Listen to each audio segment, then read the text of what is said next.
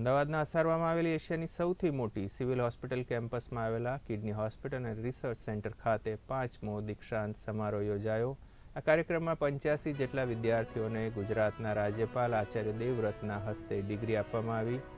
તમામ વિદ્યાર્થીઓને શુભકામના પાઠવતા રાજ્યપાલે જણાવ્યું કે આજે HL ત્રિવેદીનું સપનું સાકાર થયું છે.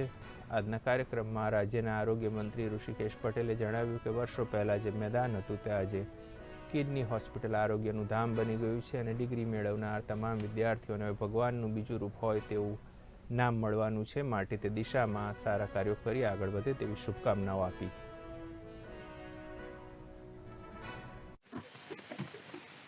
આજના કાર્યક્રમ અંગત હું ખાસ એ કહીશ કે 5મો દીક્ષાંત સમારંભ હતો ગુજરાત યુનિવર્સિટી ઓફ ટ્રાન્સપ્લાન્ટેશન સાયન્સીસનો, કે જેની અંદર ટ્રાન્સપ્લાન્ટેશનને લગતા વિવિધ કોર્સો જે ચાલે છે અહીંયા આગળ, સર્જરી છે, મેડિકલ પાર્ટ છે, physiotherapy, nursing, technical part courses છે, એ તમામ કોર્સિસ જે ચાલે છે એના વિદ્યાર્થીઓને ઉત્તીર્ણ થયા અને એમને ડિગ્રી આપવામાં આવી.